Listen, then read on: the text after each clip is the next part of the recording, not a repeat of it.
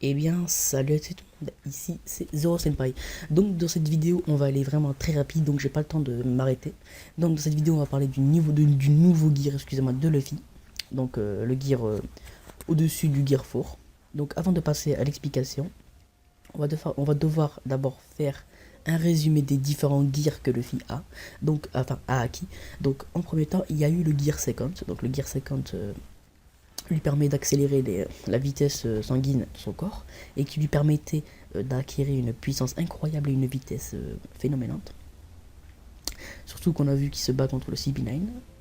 Le Gear Third permet de muscler son corps, mais enfin qui peut passer d'un os à un autre, donc une musculature osseuse. C'est pas une musculature, enfin c'est pas une augmentation musculaire, une augmentation osseuse.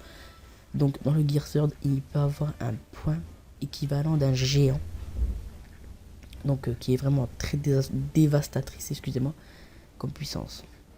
Et en dernier temps, nous avons le Gear 4. Le Gear 4 qui lui permet d'avoir une attaque aussi dévastatrice, enfin une puissance dévastatrice que le Gear 50 et le Gear 3, enfin le Gear 3, excusez-moi, ensemble. Donc le Gear 4 qui est mélangé par le Haki, parce qu'il y a le Haki qui se rajoute, le Haki de l'armement, plus le Gear Third, qui lui permet de gonfler, mais musculeux, mais cette fois c'est musculaire, c'est pas osseuse. Et avec le Gear 50, donc on voit un petit peu la fumée qui sort de son corps, donc c'est le Gear 50. Et bien sûr, si on prend les deux, Gear 50 et Gear Third plus Haki, on fait le Gear 4. Donc on est bien d'accord sur ce truc. Mais maintenant, si je vous ai parlé de ça, c'est parce qu'il y a un truc qui m'a intrigué. C'est parce que contre le combat, si y en a qui suivent les chapitres, ils savent de quoi je parle. Le combat contre Crackers. Donc Crackers, c'est le bras droit de Yonkou. Donc dans ce combat, Luffy a passé 13 heures à se battre avec lui. Donc dans ce combat, il n'y a qu'un seul truc qui m'a vraiment choqué, c'est le mode tanking du Gear 4. Donc on est bien d'accord, s'il y a un mode tanking, il doit y avoir un mode rapidité, un mode agilité, ou voir un mode comme ça, c'est obligé, parce que si on passe de mode tanking à un mode d'autre truc, c'est obligé qu'il doit y avoir différents modes.